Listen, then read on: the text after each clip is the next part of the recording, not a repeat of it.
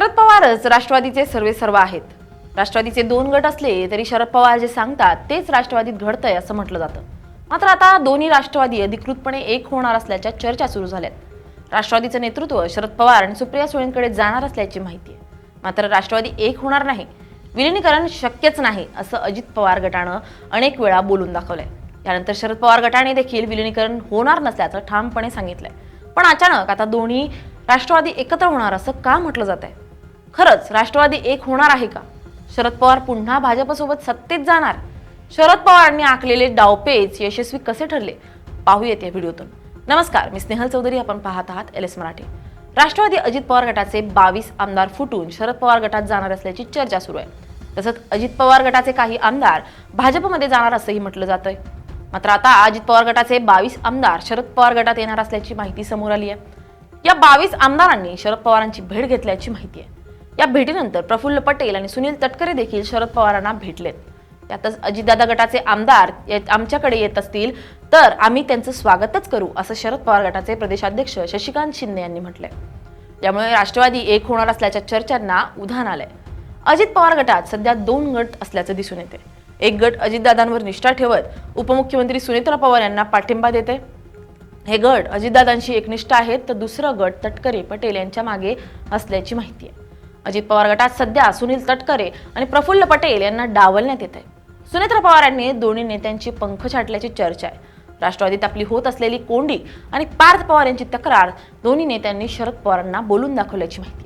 त्यामुळे शरद पवारांनी डावपेच आखून अजित पवार गटाला आपल्याकडे वळवल्याची चर्चा आहे. कारण गेल्या काही दिवसांपासून रोहित पवार तटकरे पटेल यांच्यावर गंभीर टीका करताना पाहायला मिळाले. ते संधी मिळेल तिथे दोन्ही नेत्यांना धारेवर धरत होते. मात्र शरद पवारांनी थेट कधीही या दोन्ही नेत्यांवर आरोप केले नाही. राष्ट्रवादी वाढवण्यात दोन्ही नेत्यांचं महत्त्वाचं योगदान असल्याचं शरद पवारांनी सांगितलंय. त्यामुळे शरद पवारांनी तटकरे पटेल यांच्यावर थेट टीका न करता त्यांच्याशी संबंध कायम ठेवले. आज शरद पवारांनी पंतप्रधान नरेंद्र मोदी यांचं कौतुक केलंय. त्यामुळे आता शरद पवार आता भाजपसोबत सत्तेत जाणार असल्याची चर्चा आहे.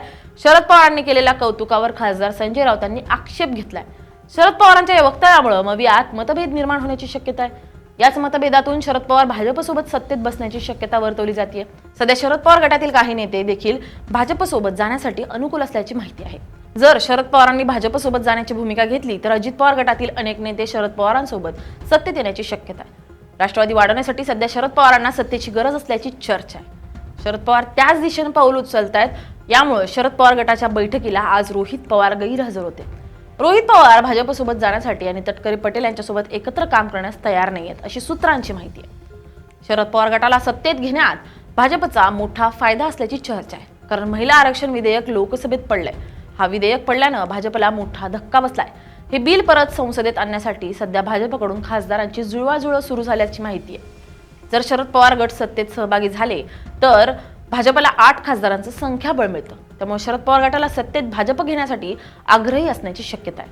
जर शरद पवार गट आणि अजित पवार गट दोन्ही एकत्र येऊन राष्ट्रवादी एकसंध झाली तर राष्ट्रवादीला देखील याचा मोठा फायदा होणार आहे. सुप्रिया सुळेंना केंद्रात मंत्रिपद मिळू शकतं.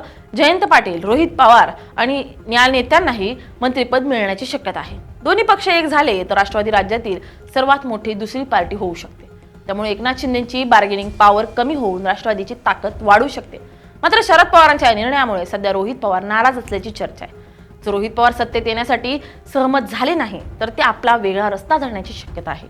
काही जणांचं मत आहे की रोहित पवार काँग्रेसमध्ये पक्षप्रवेश देखील करू शकतात. मात्र रोहित पवार शरद पवारांच्या शब्दापेक्षा पुढे जाऊ शकत नाही. शरद पवार जे म्हणतील तेच रोहित पवारांना करावं लागेल असं म्हटलं जात आहे. त्यामुळे आता येणाऱ्या काळात राष्ट्रवादी एक होणार का?